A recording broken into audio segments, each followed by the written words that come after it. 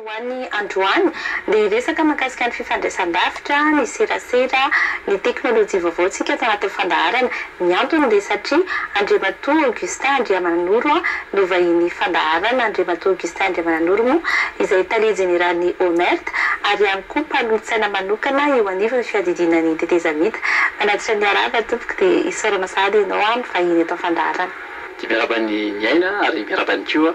ny mpanaraka izao fandaharantsika izao eto amin'ny télévision Viva tompoko. Resaka teny resaka serasera fifandraisan-davitra izay raha teo ny tena hoe horesahantsika ato anatin'ity fandaharana ity. Amin'izao fotoana izao somary betsaka ny resaka mandeha mahakasika indridran'ity hoe télévision, mahakasika indridrany hoe onjam-peo misokatra aiza ho aiza tsika amin'izao fotoana izao, aiza ho aiza ireny demande nataon'olona ireny. Ya, misaotra amin'ny fametrahana fantaniana milohan'ny ataoko hoe atongavantsika amin'ny tena resaka angambany dia tiako ny ataoko hoe famerenana kely mijery todika ny zavatra efa vita zany tamin'ny lafiny ataontsika hoe fanadiovana ny haino aman-jery izay nisy teto amin'ny tany sy ny firenena. Tsahivoka ihany fa tamin'ny taona 2024 raha mbola ministra mitantana moa ny tena nay tamin'izany dia efa nisy ny tombokasa zany ary niarahana tamin'ny ministra ny serasera izay ny fandimby teo dia ny ministra Nathalie Rabé ohatra, ny ministra Félix Manazarifo dia isan'ny efa navadika banga misimisy ihany koa tamin'ny fanarenana tokoa fanadiovana ary mitombo zany hatramin'ny ministra ankehitriny Andriamatoa Henri Adjasson izay misy ny serasera ankehitriny. Ka misy tokoa ny ezaka izay atao zany mba entina ataoko hoe hanatsarana ny teny frantsay malaza azy hoe ny paysage audiovisuel. Ny antony dia tsotra betsaka teo aloha ny baranahany ary vitsivitsy ny nanitsaka ny lalàna izay misy mifehy zany fisandraisan-davitra sy ny eo amin'ny lafin'ny fampitam-baovao maro samihafa zany mampiasa ny onjam-peo isan'ireny na ny télévision na ny radio zany ka ilaina ezaka ny rahana tamin'ny Omert izay tsara ny mampatsiahy azy amintsika mpijery fa ny Omert na ny office malgache d'études et régulation de télécommunication no tompony antoka voalohany amin'ny fampananjana ny lalàna mifehy izany tsy ny lalàna ataoko hoe manambara izay hoambara izay ataoko hoe contenu izay anivon'ny ministère ny serasera ndraiky zany fa ny lafiny ara-teknika amin'ny fampiasana ny onjam-peo ahafahana mamparehaka izany haino aman-jery izany koa natao tokoa ny ezaka rehetrarehetra ary ankehitriny dia mahafaly miteny fa efa azo tsapahitanana ny dingana vita teo amin'ray hoe asa nataon'ny teknisiana teto anivon'ny direction de fréquence zany dia nanao zay nanomboka tamin'ny taona 2014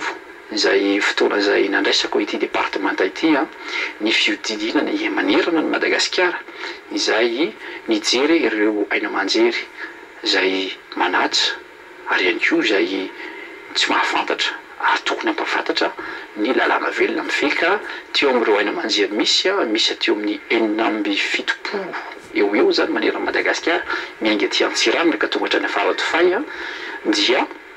teo amin'ny 12 eo no voatery tsy maintsy nahatsahatra nataoko hoe naantony ny antony izay efa fantatsika zany hoe misy ilay sivana ara-teknika izay napetraka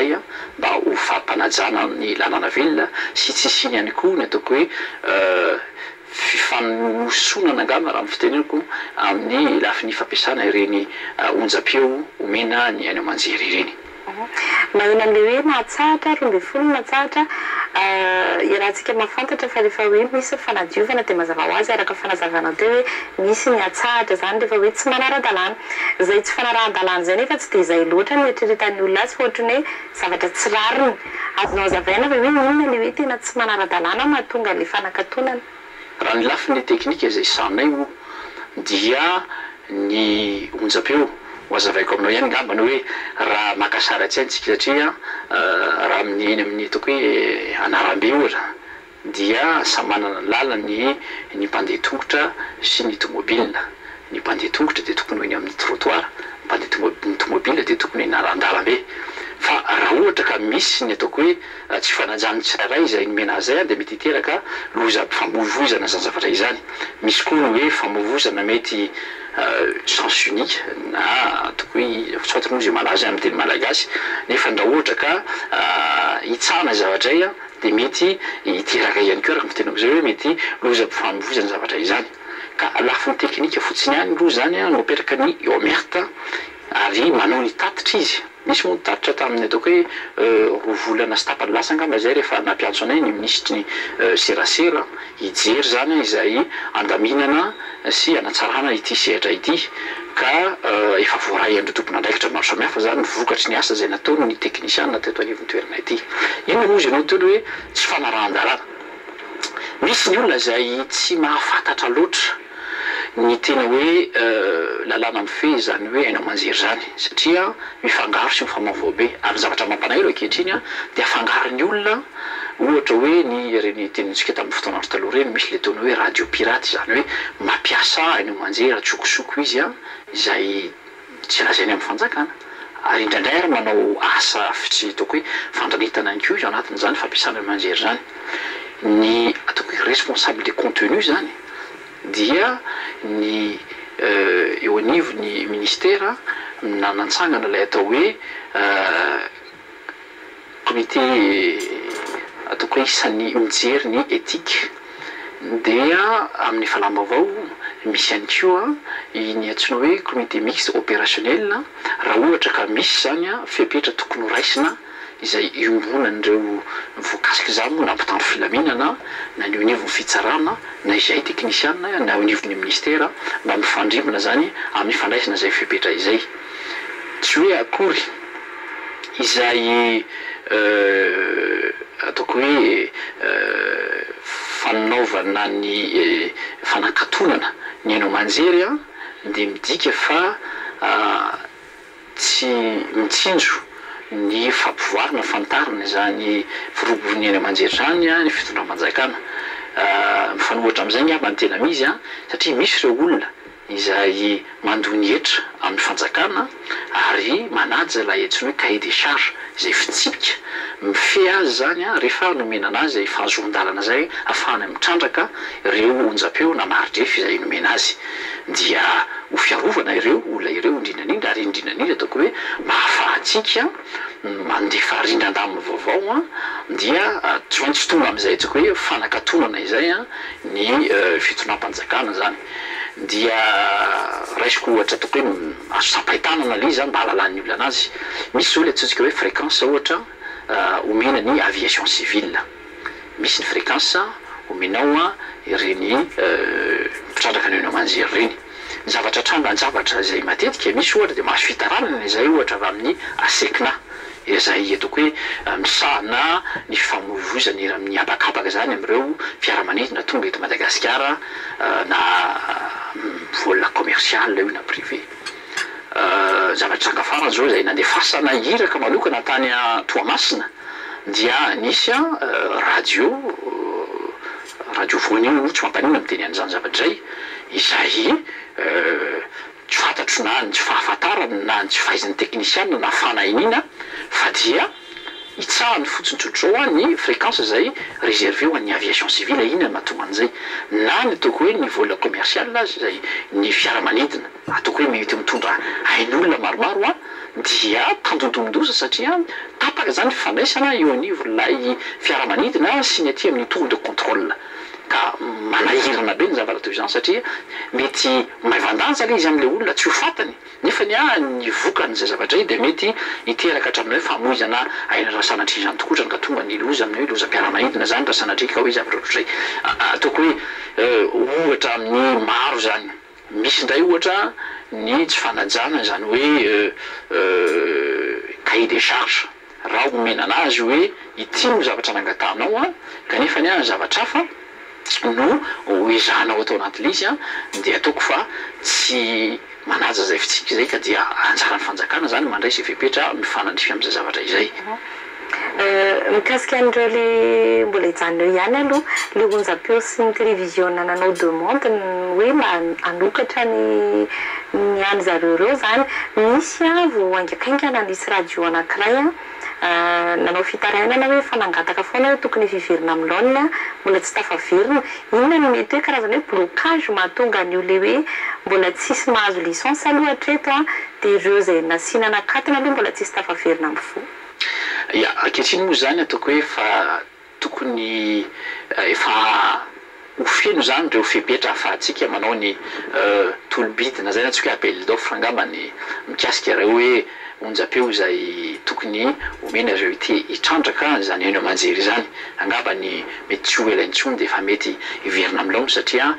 tokony efa ho vita ihany koa zany ataoko hoe ny asa zay efa natonga ankehitriny ary tsy maintsy ifanarahana sy ifandrindra amin'ny asa iarahana amin'ny mistera onivon'ny mistera ny serasera zany zavatra izany ka io moa de misy fotoana ny zavatra rehetrarehetra tsy mora ihany koa fa tsy azo azaka izany ny zavatra rehetrarehetra fa angambany ataoko hoe tsy maintsy ho tonga iantsika am'izao hoe mety ho fanomezana fahafapo rehetra zay ary tsy maintsy ho tsinjaraina tsara io lanjalanjaina tsara io ohatra hoe za zo mahita fa raha miresaka hoe radio betsaka ny radio zay mitondra ny futurina asa fanabeazana angambany mba tokony mba isy ihany ko ny eo amin'ny lafiny tsy haiko ala vo ny fanatanjahantena mba tokony mba isan'le diversification fa tsy ampika am'izay eto amitsika rehefa ny aoriana mba tsy fantatro raha hanokatra televizion ianao ohatra de mba oka mba ho televizion mety ho amin'ny tsy fantatro fanabeazana ny tanora ve ohatran'ireny hitatsika ny ivelan'indray hoe tsy haiko nataony misy tokony famenona zany dia rehefa raha ohatra ka zavatra efa misy no ezahanao entina ihany koa angambany tsy de tena zay loatra ny ataoko hoe filamatra na hoe priorité fa mba tokony ho jeretsika ho lanjalajika fa tsy maintsy ho tonga am'izay ihany tsika angambany raha mantony aina fa araka ny volazako taminao hoe ilaina tsika ho anatin'ity teteza mita ty moa betsaka hitanao ihany ny ataoko hoe sembatsembana etseroa fiainam-pirenena tsy maintsy mandrofina izany na tsy zany aza dia tsy maintsy ho raisina sy ho lanjalanjaina daholo ny fanapaha-kevitra rehetra zay ho atao miresaka fifandraisan-davitra indray tsika antanina manana opérateur mpandraraha anankitelo io tsika am'ty resaka fifandraisan-davitra ity am'izao fotoana zao ohatra somary mitaraina ihany koa ny olona misy tsy de mazava loatra ohatra ny resaka téléphone mobile zany resaka io aiza ho aiza indray anjara andraikitry numerte am'izany zavatra zany ny andradraiky numerte moa de manaja ny atao hoe mangarahara ary niezaky izy tsy afianiko aminao fa misy ny fanatonana zay namorina reo tompona andraikitra ambony ro tare général zany tamin'ireo onasa zay voatonina anarina teo zay nafahanay ny tenina hoe oka mba isy ny tena mangarahara aminareo ary omeo anay zay tena tare marika mikasika izay ataoko hoe vidiny ireo teny français moa malaza anazy hoe crédit de communication omenareo ny mpanjifa ka efa nisy asa natao am'izany misy ny taratasy sy ny fanaisana ny arahana tamindrareo moa ary dia miaso andro manalina ny technicianna zany mba miezaka am'izay hoe fampiarina ny mangarahara izay eto anivo ny ity sehatry ny fifandraisan-davitra ity ny zavatra ataoko hoe mahavelom-panantenana angambany dia samy miaiky ny tsiraray fa raha misy lalàna izay lalàna velona dia aditsika rehetrarehetra no manaja izany zavatra izany ka ataoko fa tsy de ametraka olana ohatra angambany ireo ezaka zay fa atao ny ministra tompona andraikitra ihany koa zany izay mitantana ny ministera moa zany dia efa nisy ny ataoko hoe filazana antsohatra izay nampitainy taty amin'ny tompona andraikitra mba anafanganana zany izy ho fepetra rehetrarehetra ahafahana mandeha ny fampantoniana resaka teknôlôjia indray tiako antaniny eto eny tafiditra anaty izay ihany ka resaka fifandraisan-davitra sy ny ty resaka internet sy ny karazany tetsika zao mbola misy atotanisa zay no avoaka ny ministeran'ny fifandraisan-davitra sy ny postra 0,25%. Ianao maha-teknisianina anao tsika le afaka lazaina hoe tena mbola tara tanteraka zany Madagasikara amin'ny resaka teknôlôjia sy resaka fifandraisan-davitra io. Izy io kely ngambany hoe 5% fa tsy 0,25%. Satria zay natsoka taux de pénétration moa ilazana an'izany hoe aiza ho aiza zany ankehitriny ny fandraisan'ny olona anjara zany mikasika zay fivoaran'ny teknôlôjia vaovao izay. Io moa zany de hoe fifandraisan-davitra miakabeny satria ny fifandraisan-davitra no misy ny tambanjotra fa atsika mampiasa zay teknôlôjia vaovao zay avatsiko zany misarako am'izay frantsay mazava anazy hoe misy le domaine de l'application ary misy ny domaine de la télécommunication na ny domaine des réseaux de communication. Itsika moa ataoko hoe nanomboka tamin'ny taona 2010 tamin'ny fotoan'andro moa zany ny tena teo ataoko hoe fotoan'andro teo anivon'ny ministera de fa nisy sady tamin'ny volana novambra ny fahafany Madagasikara zany a fandray tany ivelany amin'ny alalany antsoina hoe fibre optique io moa dia ny projet raha ataoko hoe Orange sy France Telecom nanao iny avy aty Tamatave zany de tamin'ny taona 14 tamin'ny volana aprily izay na volana mai de efa nisy ihany koa ny nanatevina sy ny juin zany izay ny rahana tamin'ny consortium ici izay ny toko ny orinasa Telma no tombonantoka amin'izay zavatra izay ankehitriny zany de mbola mitatra ny ataoko hoe fotodrafitrasa izany satria maro tokoa tato fonafo izay ireo azo lazaina hoe ezaka nataony ministera mba anapariana zany fianarana zany manerina ny nosy teo alohany nanaovantsika reny hoe projet jaune rose reny teo ihany koa ny fanambarina ny université rehetra izay voalaza ny flot tetezameta moa tamin'ny kabariny reny isan'ny ezaka natao daholo zany mba anapariana ny teknolojia vaovao ary tsy ela akory zay de efa fantatray fa efa ho avy ihany koa zany ny fahatongavan'ireo ataoko hoe tamanjotra vaventy ihany koa zany mbola ataoko hoe surprise moa le izy mba anatevina zay efa misy ankehitriny zany ka ny fitarana zavatra izany de mahavelo mpamiterana koa satria tokony zany hitondra ny Madagasikara zany mba hitonga amin'ilay sehatra le tsina hoe économie numérique inona moa le tena hoe économie numérique ny économie numérique dia ahafahantsika zany mamokatra arena vaovao zany milala fampiasana ireo tanora mafiny teknolojia vaovao azo atao tsara zany to Madagasikara ny miezaka mamorona asa mamokatra asa ohatra amin'ny alalan'ireny call center sy ny hafa akoregny ny antsoina hoe externalisation de service ihany koa ary akoatra amin'izay moa dia ny fampiasana zany teknolojia vaovao zany ho an'ny filaminam-bahoaka ohatra ny ataoko hoe ny polisy na ny miaramila de afaka ampiasany zany mba afandraroa zany manamora sy manafaingana ny asany zany hiatrehany andavanandro amin'ny filaminam-bahoaka eo ihany koa ny lafiny fahasalamana misy ny télémédecine izay efa tsy vaovao amintsika intsony satria tamin'ny taona 14 de efa nanomboka napitra an'izany teto Madagasikara tsika ary ny zava-dehibe ankoatra ny économie ndraiky misy latsina hoe économie de savoir zany hoe ireo manampaizana tanora eto amintsika izay voaofany iny amin'ny université ny any anjerimanontolo sy ny sisa de azo ny atao tsara tokoa zany ny manao ataoko hoe travail de consultance international afaka ihany koa ireo mamokatra reny tsy fantatro manao logiciel site internet sy ny sisa dia azo atao tsara izany zavatra izany no ny fisian'izay tamanjotra lehibe izay sy aingana de akoatra amin'izay moa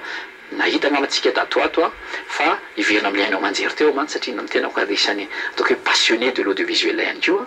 dia atsoatsy de efa andia mindingana vaovao tsika ataoko hoe ère numérique nouvelle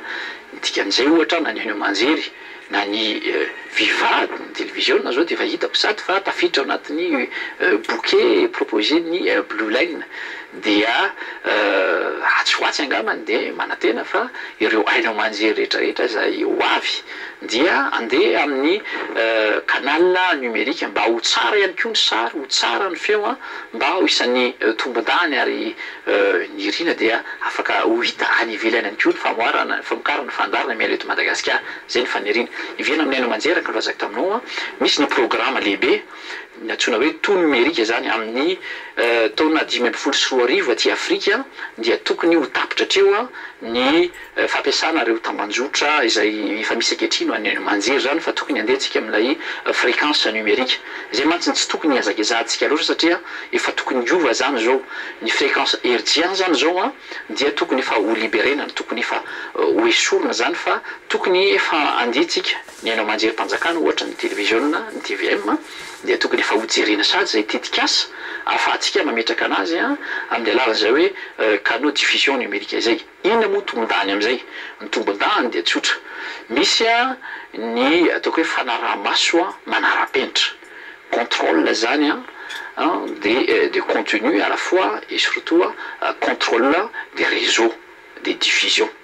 zany hoe iova zany antsoatsy ny famezan-dalana zany a tsy ho an'izay mpamokatra la ira manjery tsony fa ho an'ireo zay manaparika izany zavatra nomena ny famezana mba ahafahany ho tena tombonantoka amin'ny zavatra ray raisiko ohatra vetivety ianao a misy any ivelany ohatra any amin'ny farana frantsa ohatra dia misy ny télévision numérique terrestre ny télévision numérique terrestre afaka ohatra hoe ny TDF na ny télévision de France no manao ny contrôle de diffusion any sur le territoire frantsay dia raha toka misy mpamokatra fandarana dia anjarany fotsiny no mangataka ny fangatahana ahafahana mamparitaka zany manerana fa tsy izy kory ny antoka ireo fotodrafitrasa na tamanjotra rehetra ahafahana manaparika zany ranosy ny tombondany eto zany ho an'ireo zay manana dedikasy amin'ny amokatra ny manjery indrindra manana fanirinany anaparitika zany manerananosy dia tsara efa mijery sady izy ankehitriny fa raha ampitso dia ny fanomezan-dalana miainga avy aty amin'ny amerta dia natao anay diffuseur zany hoe diffuseur national na régional fa tsy ho an'izay mpamokatra fandarana ntsony en tant que producteur de contenu zay zany no ataoko hoe lalàna zay miainga avy any amin'ny UT na Union internationale de télécommunication ary programme lehibe izy io tonga aty amin'ny faritra Afrika sy Ndrambatombe indiana. mazava dia mazava zay fanazavana rehetra namenao zay tapitra ihany koa ny fandarantsika tamin'ity androany ity isorana sahady ianao nanokana zay fotoana zay ho anay misaotra toko misaotra ny aina ary misaotra ny mpanarana ny fandana eto amin'ny télévision Viva ndao resantsika.